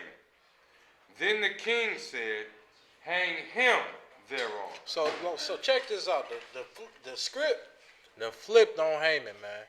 This same gallows that was built, 50 cubits, man. He built this. He was all excited, you know what I'm saying? Joyful hearted. You know what I'm saying? He got in his mind that he said second in command. He over the princes. He got all this power. He got all these riches and things like that, man. And then he set these cubits, you know what I'm saying, that his wife put the idea in his head to, you know, put gallows 50 cubits high and hang Mordecai. You know what I'm saying? It said good to him. Now, he didn't see this backdoor play where, you know what I'm saying, he never thought for himself to get hanged on them gallows that was 50 cubits high. You understand? And the king was like, you know, that was set for Mordecai to hang? Nah, hang him. Hang him. You know what I'm saying? He messed with my rib. He messed with my wife. You put her in danger, baby. You know I got you. You know a man want to flex naturally in front of his woman, right? You know what I'm saying? When he see that his woman is in danger or something like that, he gonna take care of that. And that's what this king did. You gotta understand, like this king was in full power. And he loved to flex with his power. And he did it very, very, very excruciating for Haman. All right? Keep reading. Esther chapter 7, verse 10. So they hanged Haman on the gallows that he had prepared for Mordecai. Then was the king's wrath pacified. The king was back to normal, man. He ain't had no wrath no more after that. You know what I'm saying? It was like a breath of fresh air when Haman was destroyed and gone. You understand? This story right here is why we thank the Most High for, you know, being with that sister. For being with that sister Esther, man. For putting her life on the line for her people in a time, you know, where her people were sought out to get killed and destroyed. You understand? And we're going to go ahead. You know what I'm saying? This has been an excellent, excellent class right here. We got the food in the back. We got some good food. We got some good drink. We got some brethren. We got some sisters in the house. That's right. We're about to go ahead and close it out. All right, men of Israel. Majim. Majim Shabbat. All right, Majim. Barak. Yahweh Hashem Yahweh Shah Barakatah. We also going to give a courtesy salute to the sisters. Men of Israel. Majim. Majim Shabbat. All right, Majim. Barak. Yahweh Shema Allah Hashem Yahweh Shah. Yajimata. Dismiss.